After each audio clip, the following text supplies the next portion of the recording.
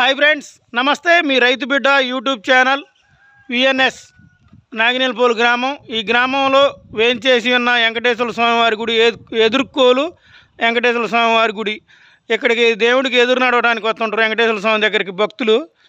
అలాగే వచ్చి పూజా కార్యక్రమాలు చేసి పానకాలు తాగి పప్పు ప్రసాదాలు పెట్టి పెళ్లి కొడుకు స్వామివారి ఆశీర్వాదం తీసుకొని వెళ్తూ ఉంటారు ఈ ఊర్లో యువకులు.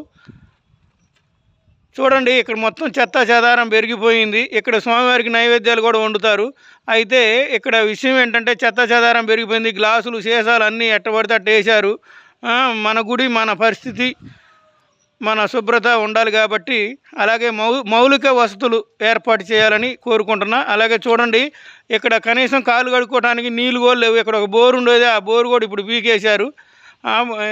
ఆ బోరు కూడా ఏర్పాటు చేస్తే నీళ్ళు వస్తాయి.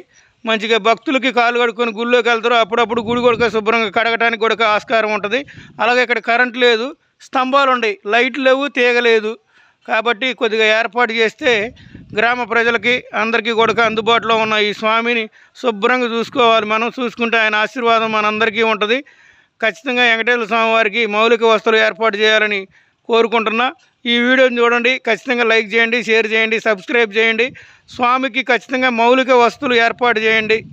కూర్చోడానికి ఒక బల్ల ఏర్పాటు చేయండి. అలాగే కొద్దిగా నీళ్లు ఏర్పాటు చేయండి, కరెంటు మొత్తం ఏర్పాటు చేయాలని కోరుకుంటున్నా. ఈ వీడియో ద్వారా అందరికీ తెలియజేయండి.